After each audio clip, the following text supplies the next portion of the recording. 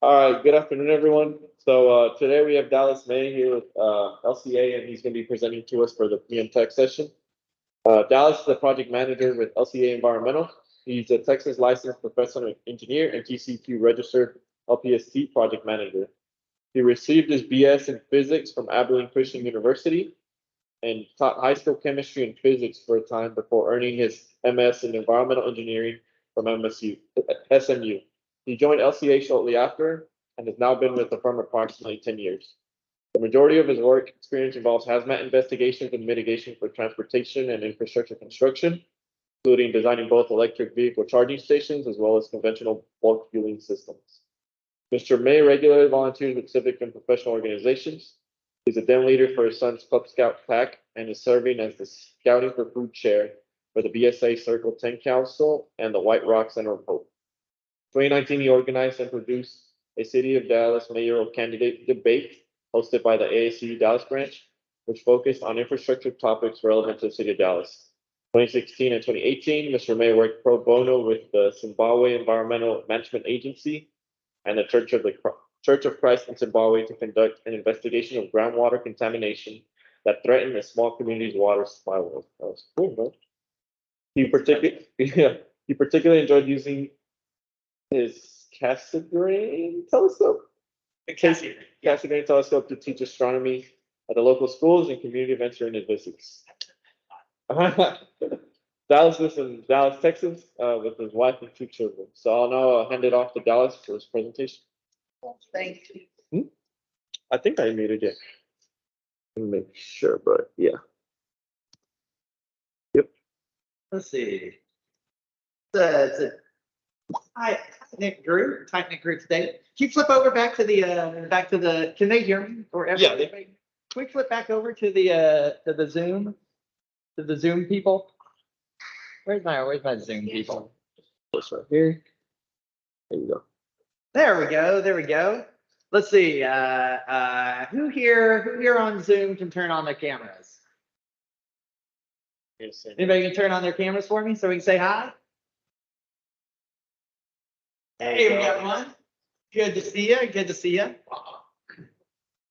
We've it's good to have everybody both in here and out there in TV land. So it's a small group, so let's just get to know everybody. What's your name, sir? Pete. Hi, Pete. Where are you from? Who do you work with? Greenberg Star. It's a law firm. I was A law firm. Keeping the advisor of that. Yeah. Okay. Transportation. Law firm. I'm sorry to meet you.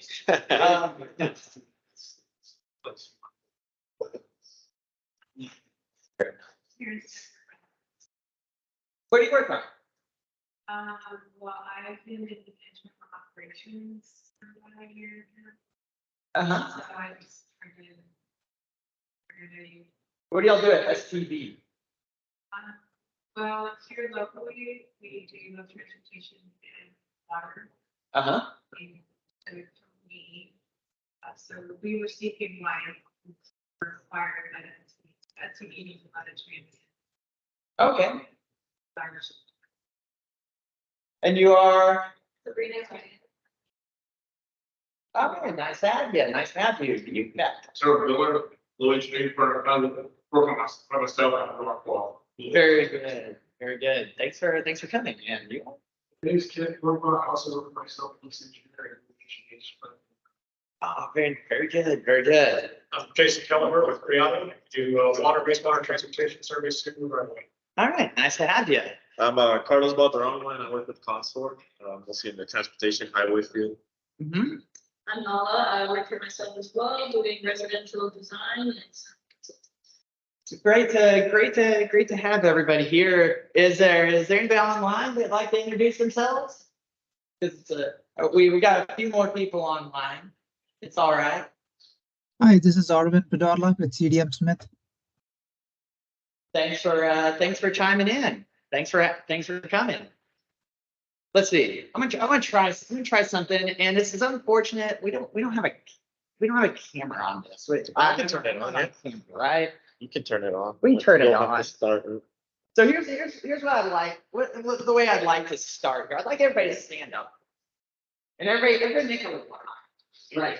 Line in the middle of the room, don't line. Yes, everybody, make a line right here in the room.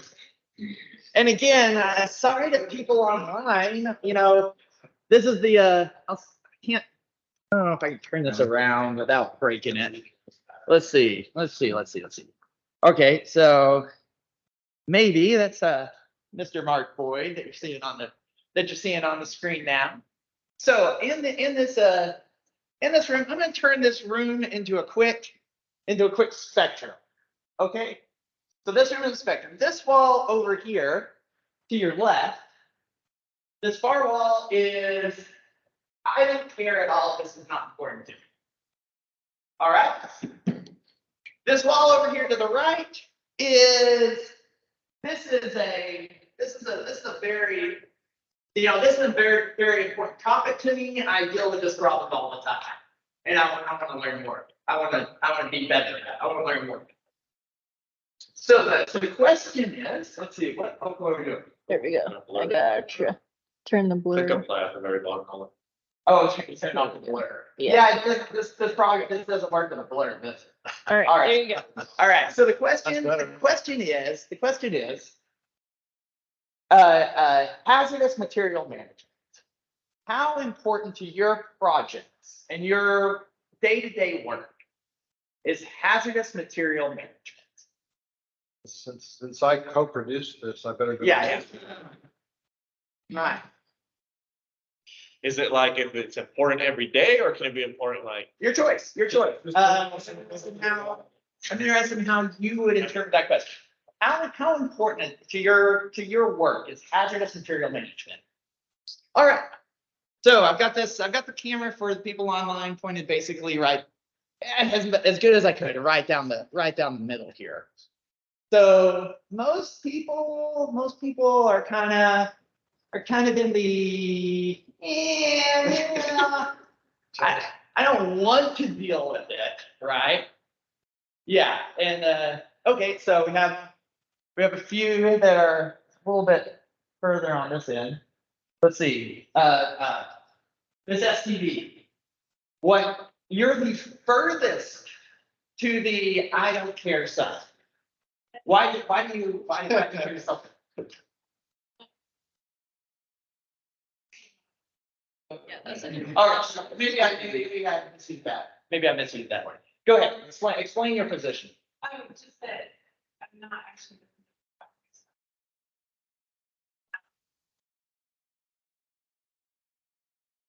Let's see, you do work on projects. I do, You do construction, somewhat. and you're slightly on the. I don't deal directly in it, but I Uh-huh. do think it's important. Okay. Moving back over, we have our lawyer that was the first, are the first onto the, one step over. Yeah, uh-huh. Yeah, everybody should want to avoid it as much as they can. And ignoring my boss who doesn't count. Yeah, who's the outlier. You're on the far side. You deal with this a lot, hazmat stuff a lot. I would say a lot. I've just run into it on projects where I kind of wish I knew more about it.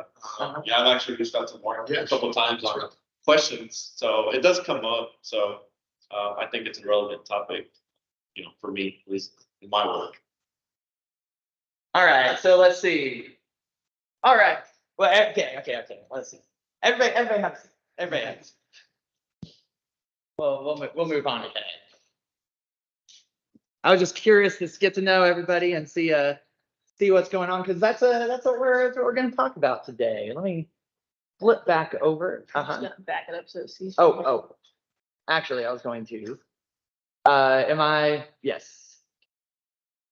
Oh, from the beginning. Good call. No, I don't think not it's that touch lucky. screen, just, yeah. Not that lucky. All right, going back to hazardous material management, and particularly with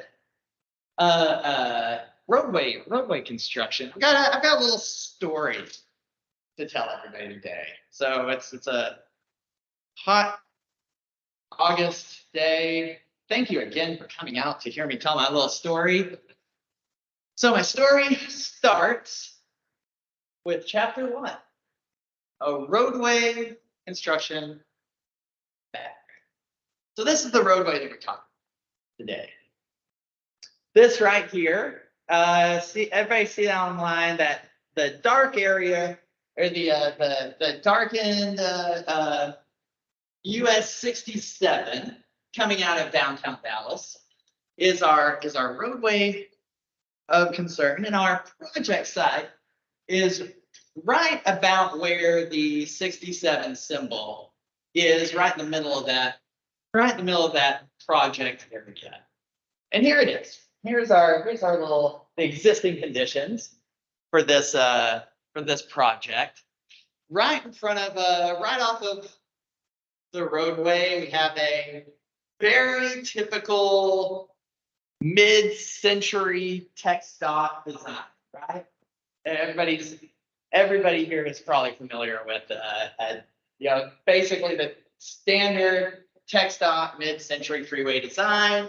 You have a 2-lane access road, and then a hill dropping down to the main lanes, 2 lanes both direction. And we're going to do a typical TxDOT roadway expansion today. We're going to widen, add more TxDOT lanes by cutting into that wall, building retaining walls. We're going to change it from 2 lanes each direction to 4 lanes each direction today. The exciting project. Increase traffic flow, do all the great and wonderful things that a typical TxDOT roadway expansion loves to do. So also included in these plans was an exit ramp, or rather an entrance ramp that comes right off of a Pleasant Run, almost to Joe Wilson Road. That's gonna be interesting. And like classic TxDOT roadway expansions, the build alternative that was chosen was passed on to the engineers. And the engineers decided that we're going to need to cut back into the slope of that slope and build a retaining wall. Everybody here, all civil engineers love retaining walls, right? So we're gonna build a good retaining wall. The geotech borings were drilled. The engineering plans were finished and finalized, and yay, everybody pat themselves on the back. Project goes out to bid. Contractor was selected. So for the roadway cross section, if you look at the basic cross sections, it doesn't really look like much actually changes. You have just a little bit of cut inside the roadway, but we're keeping the slope mostly the same and building and getting our additional width by cutting into the road, or cutting in the slope just a little bit and build a retaining wall. But of course, everybody should know that retaining walls aren't the same. One retaining wall is not necessarily like another. In this case, our retaining wall will actually produce quite a bit of cut from the existing conditions. So this retaining wall, sorry, lost my place in my notes. So this retaining wall is going to be cutting in to the wall about a good 15 to 20 feet before you reach the natural grade. The rest of the wall is going to be filled in. It's going to be filled in with crushed concrete to provide the stabilization needed to hold that wall together and allow for the groundwater to migrate through, so you don't get pressure built up on the back wall. So while the original schematic cross sections didn't look like there's going to be a lot of excavations, It turns out there is, once we finally got to the final design. Okay, so engineering stuff is all out of the way. It's not a structural engineering technical session. So we are ready to move forward with construction. The plans were released to bidders, and it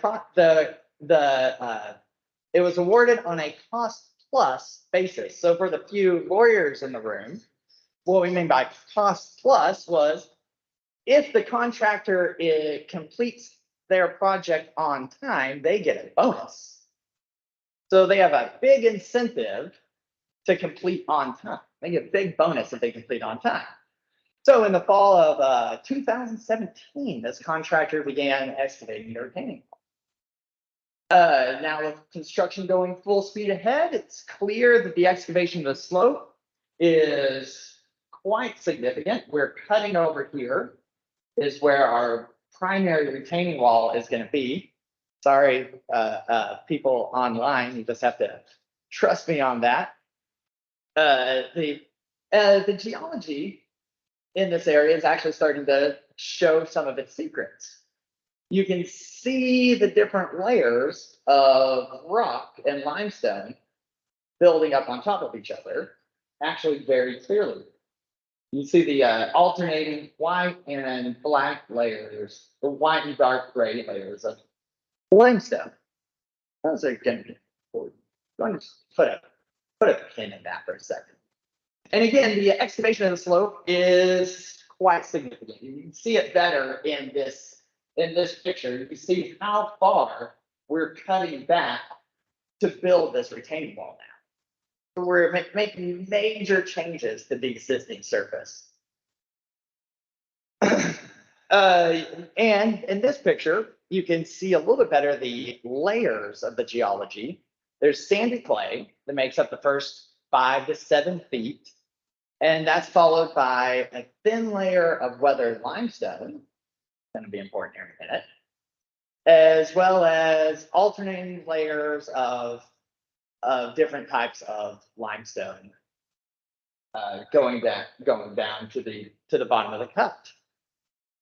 Of course, none of this was a surprise. Geotech was done, right? This is a lesson learned presentation where pretty much everybody did what they were supposed to do. So in this case, geotech was done. The engineers knew what they needed to do to build their wall. And we get to chapter 2. The initial response and confirmation. Well, so the contractor's employees recognized the problem pretty much immediately. Just to jump ahead again, this is a presentation where the lessons learned were, start with everybody did what they were supposed to do. In this case, the contractor's employees recognized that the groundwater coming out of the ground was pretty funky. It had a pretty visible sheen, a rainbow sheen, which is highly indicative of a petroleum release. And so they did what contractors ought to do, and they stopped work because their employees are not trained appropriately to deal with the new hazardous conditions. Because petroleum and gasoline, particularly, is a hazardous material. A lot of people don't think about it like that, but it is a hazardous material. And it also has some very toxic constituents. So contractors went and dug out a little trough to try to collect as much groundwater as they could so that they wouldn't be releasing it into their work area and into their work zone and ultimately into the environment. So again, contractors doing everything they're supposed to do, and they also stop work and start crying, right? Because that's also what contractors are supposed to do. They start crying and saying, wait, that's a cost plus contract, guys. You didn't tell us about this. Now you're risking my bonus, guys. I was gonna put my kids through college on this, and now what are we gonna do? It's just. Uh-huh. See where to the right of the picture above, that's white there. Oh, yeah, it was also very cold. Yeah. That's freezing. I thought we're running along project, and said it was a hot August day. No, it's like the day, but That's that's today. the day. That's the day. I said Yeah. that was as little as possible. Yeah. No, it was Groundwater freezing. It was dang cold that day. Anyways, so that's why my boss sent me. It's a good thing. So the rust, I thought Mark was about to point out this rust color. So you can see it back over here a little bit. If you look at the left-hand side of your screen, you see what looks like blood flowing down off the side of the rock. Well, what you're looking at, that rusty color is indicative of an anaerobic microbial digestion. So the microbes in the soil are feeding on something and releasing oxidized iron as a byproduct. And in this case, what they're likely feeding on is the gasoline. They're eating up the gasoline, which, given enough time, that's a fair way to do remediation, is just let the natural microbes eat up the contamination for you. So in this case, we cut into the rock, and now we're releasing that was nice back there, safe and sound. Now we're releasing into a construction zone. Here's another look at that. Again, was cold outside. You can see how it's just all freezing for it to ground. This isn't always the case, by the way, with the red stain. It doesn't always mean there's gasoline in your groundwater. In this case, that's the easiest explanation. And it also served a very nice little purpose for us, which again, I'll ask you to just set that aside, put a pin in that too. Let's see. Oh, jump ahead just a little bit because now so let's see. So LCA received our work authorization in December of 2017.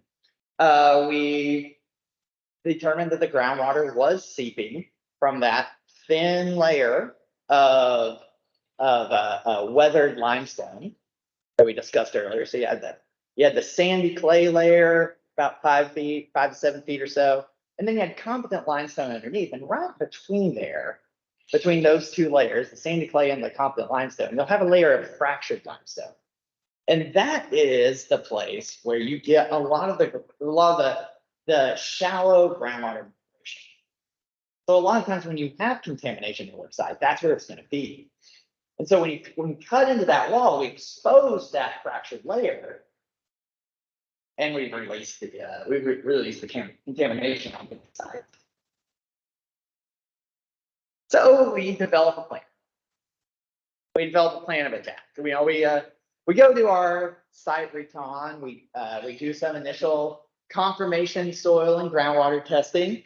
We plan to develop a trench and capture system for the groundwater. We prepare a soil and groundwater management plan. This is our plan of attack for how we're going to help the contractor and TxDOT solve that problem.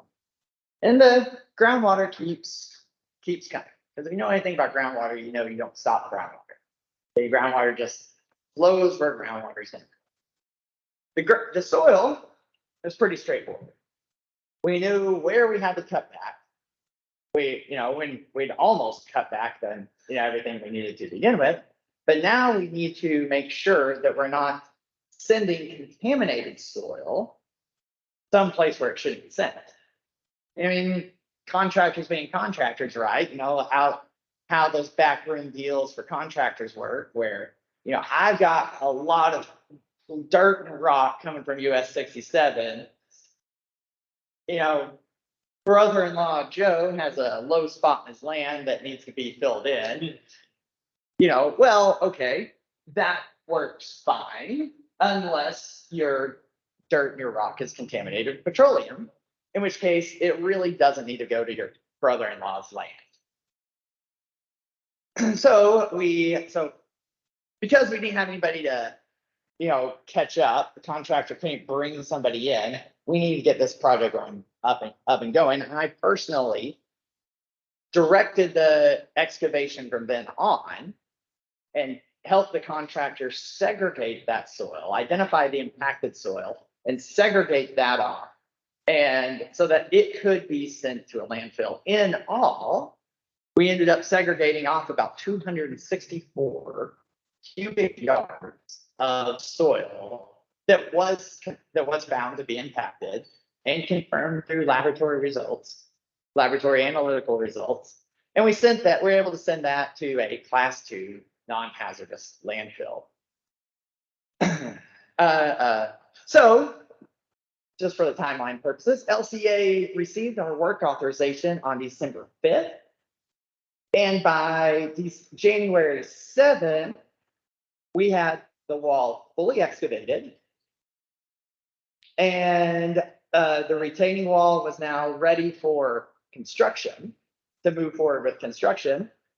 And the soil was, all the impacted soil was profiled and disposed of. Great. And the groundwater keeps coming. Next chapter is the research into the surrounding properties. So TxDOT, if you don't, so not very many people here, doesn't sound like too much work for TxDOT, but they have a process of identifying these types of potential hazardous material situations before you go to bid. And that's called an initial site assessment in TxDOT. So a initial site assessment was actually performed on this roadway. And as a matter of fact, our site was identified in the ISA. This was all done, this was all identified before the plans were sent to engineering for PS&E. So how come we are just now hearing about this in the middle of construction? If we saw it, how come we didn't know about it?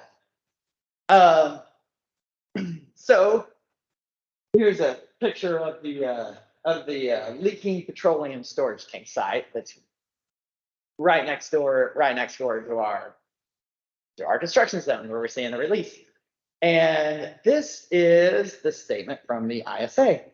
They wrote, so based on no additional right-of-way proposed from this property, the topographic gradient, meaning the direction in which the groundwater is moving, or from a desktop review, the direction in which they believe the groundwater should be moving, in relation to this project, and the case closure for the LPST site, this site is considered to be a low environmental risk for the construction.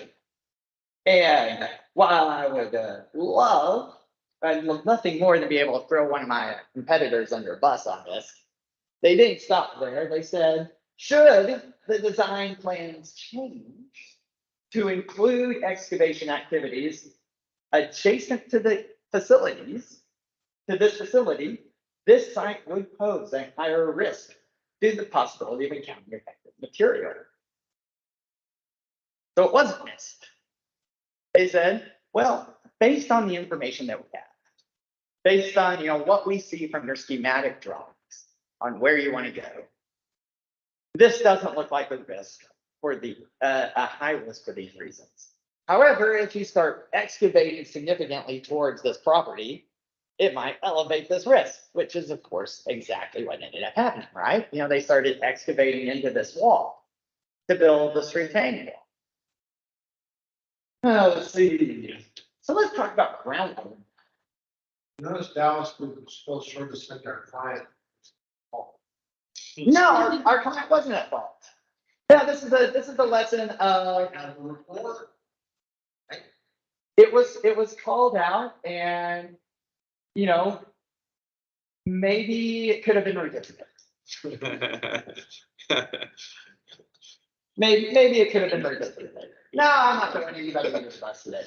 No, it was identified, it was called out in the ISA with a warning that if you cut into that wall, you might revisit this. Well, here we are. We're here now. So we're building this wall, right? So we revise and amend our field plans. Our plan here becomes that we are going to dig a trench into the wall underneath that fractured layer to serve as a collection basin, a permanent collection basin that will collect the groundwater and send it into this little pipe right there. Here's another look of what we ended up doing. So we have our slope coming off the access roads. We're gonna back off the excavation just a little bit, back off the planned retaining wall excavation, dig a trench into the competent limestone to collect the water into a perforated pipe that we can then send down the line to a collection site. And that way we can segregate the water. And so the water isn't falling into this blue retaining wall under drain. Because that retaining wall under drain is piped directly to the pipe. So we can't collect the water from our petroleum piece and dump that out to the environment. That's not gonna work. That's not gonna happen.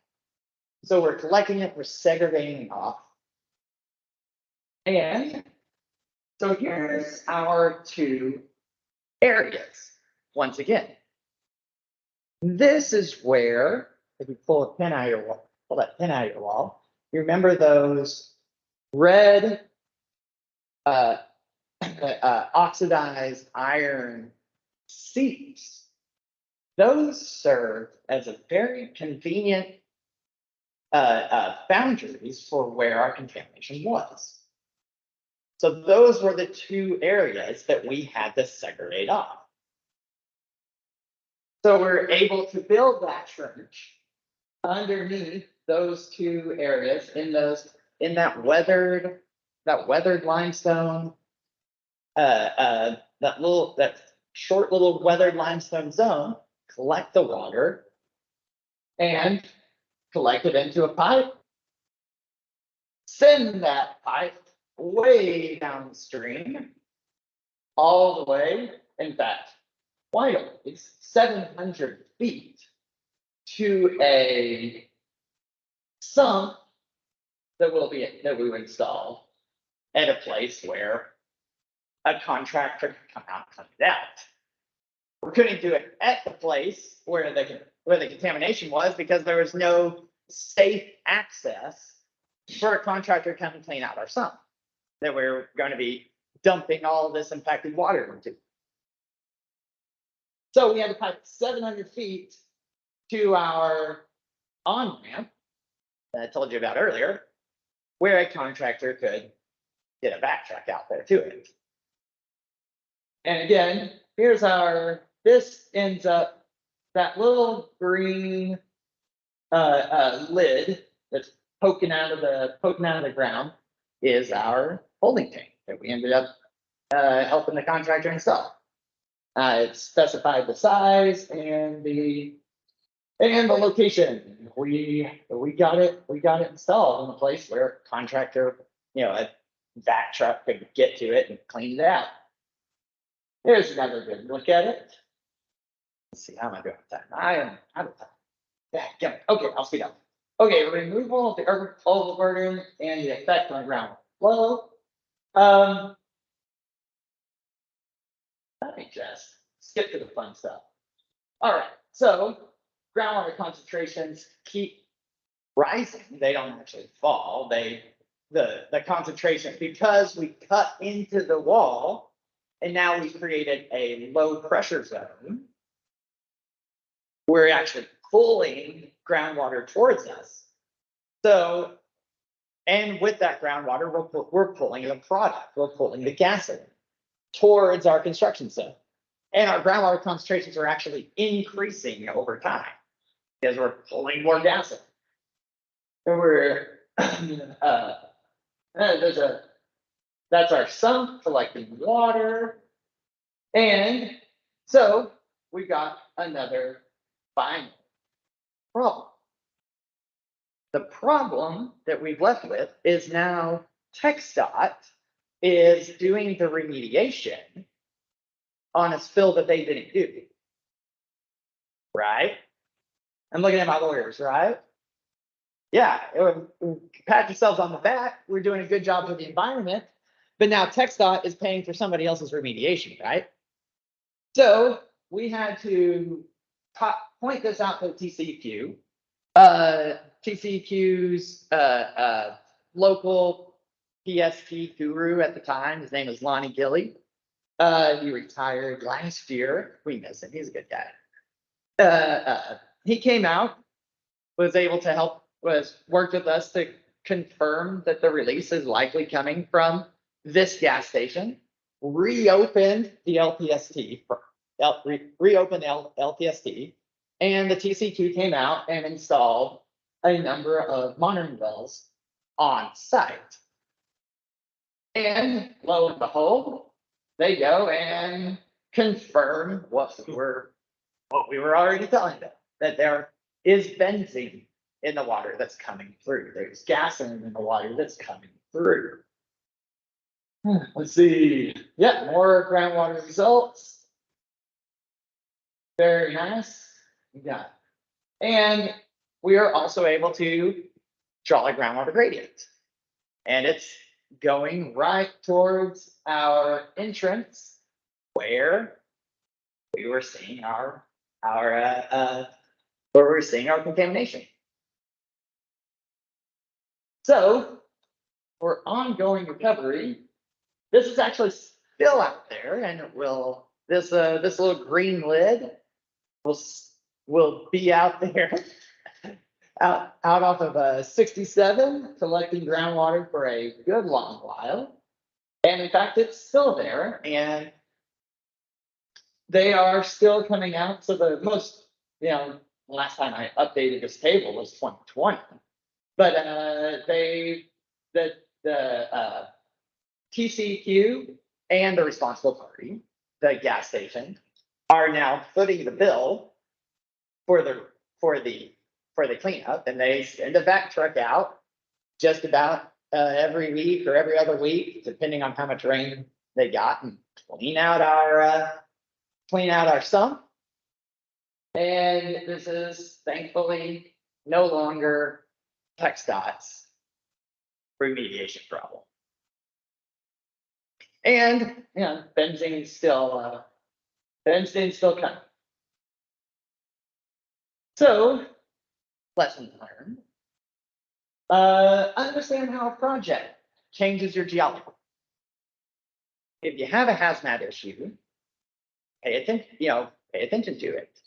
And if you're going to be changing the geology, you're going to be changing the way groundwater moves. And if you're going to be changing the way groundwater moves near a hazardous material area, you risk causing that migration to move into the project side. They also, other lesson learned, this is a shout out to TxDOT and TxDOT's contractors, that a hazardous material release can't be allowed to be released into the environment where it can impact the lives of the bugs and bunnies and the people and society nearby. So hazardous material releases always must be contained. This is why all of your facilities, those of you that work at various facilities, have to have your SPCCs renewed every 5 years. Anybody ever work on SPCC? Right? Anybody? Still playing? Nope. We'll get you. And TxDOT is also not in the forever business of cleaning up somebody else's mess. That is the TCEQ's job and the job of the responsible party.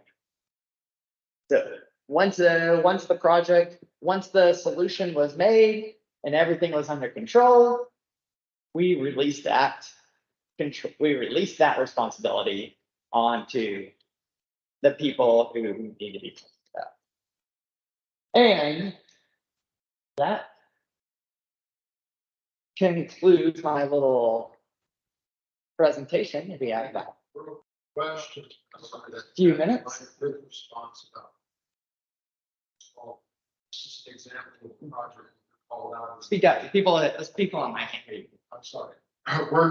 This is an example of the project where TxDOT calls us out with a little construction and they run into a problem. A lot of our projects in the last 20 years have been somebody actually reading, taking action, which means we have a management plan. So that they know this is going to happen in construction. We don't have to do this. It still happens. So that's what I meant, is that somebody did not read that last part of the paragraph. It's important to read every line before. But words matter. In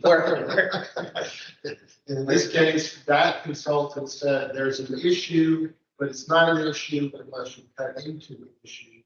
Sure enough, they have plans that's in all over the place. But nobody acted. So that's why. Now let's progress to the environmental coordinators. It's Dallas maybe here 2 years ago, the textile environment. This is a training opportunity to tell all the owners all over the state. Words matter. We need to get consultants from the board. So, Speak up for the people online.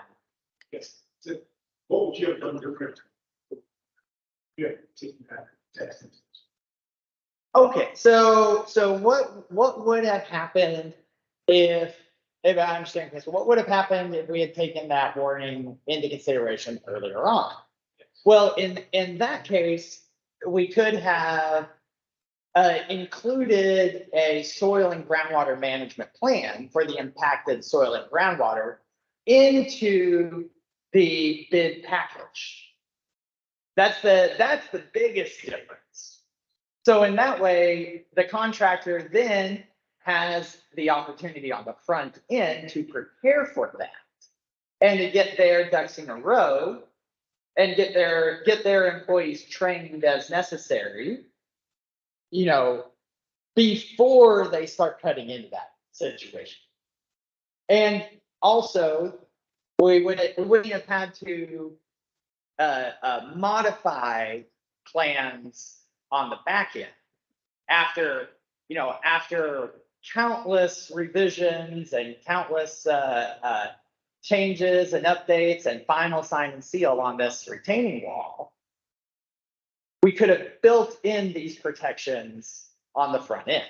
We could have worked with the structural engineers and the design engineers to build in these protections on the front end and not have to change their plans on the fly in the field.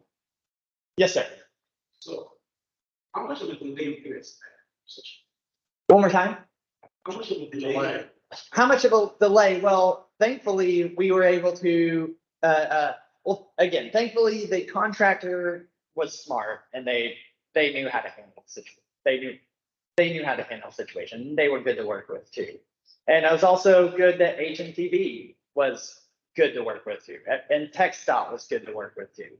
So because everybody recognized the problem and everybody was able to get on the same team to say, okay, we're not going to fight each other about this. We're just going to fix the problem and move on. We were able to get this project fully back on path in like 2 months. Right. Is all. And what exactly, there was no. It's about February. There was no point in telling anybody there's icicles actually coming off the side. Yeah, no, you couldn't do that. Couldn't do that.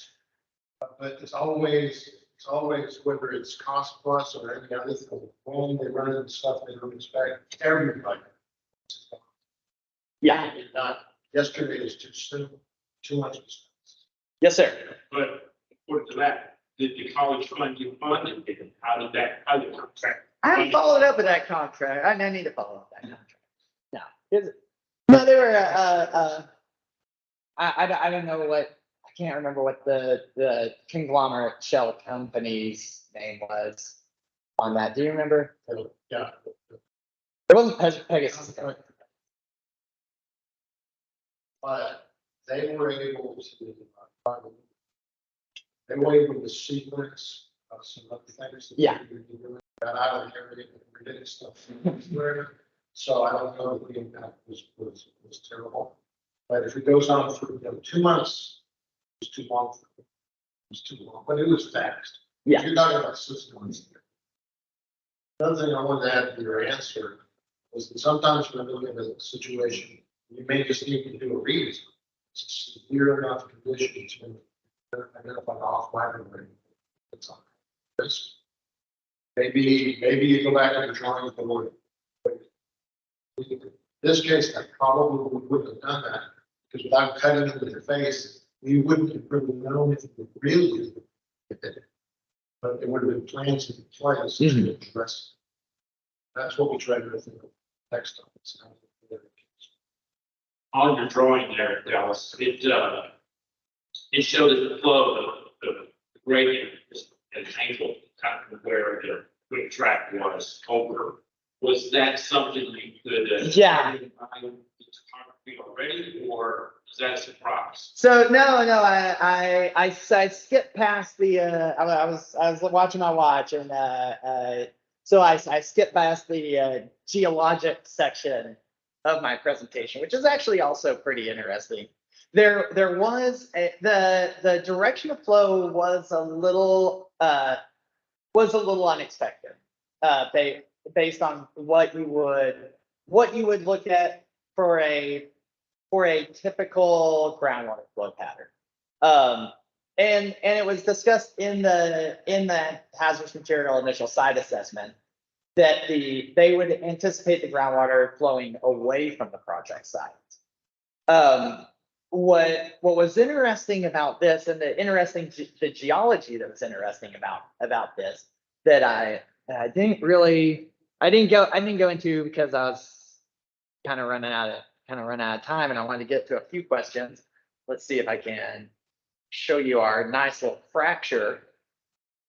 Yes. So the ground had this major fracture at this fault that that fault pushed up, at some point, who knows, tens of thousands or hundreds of thousands of years ago, pushed up the land where the gas station was.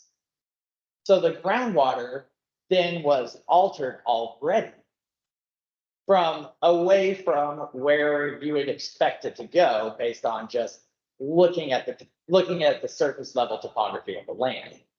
And that fault is what is actually causing the groundwater to move back towards the roadway.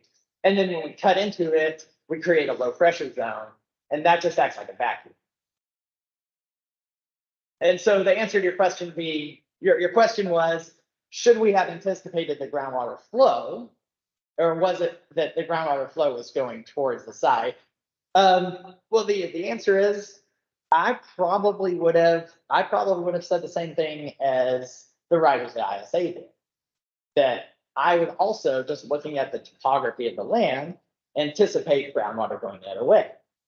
Not knowing that in this hyper local situation, right underneath this gas station, you got to make a fault. No way to know that until you cut it in.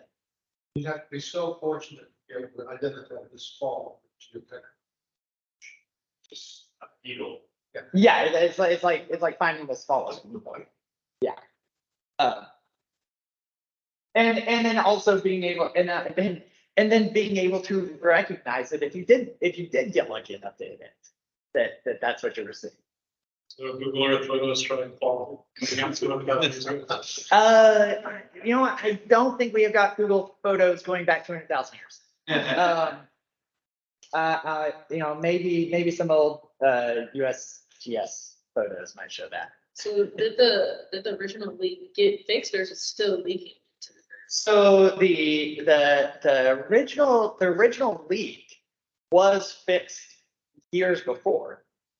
And the TCQ, because it was all fixed and taken care of, TCQ actually gave them a closure on that leak. So what we were seeing was probably not a new release. It was probably contamination that was trapped in the soil underneath that gas station that wasn't really bothering anybody until TechStuff comes in and starts sucking it out by creating a low pressure zone by constructing this retaining wall.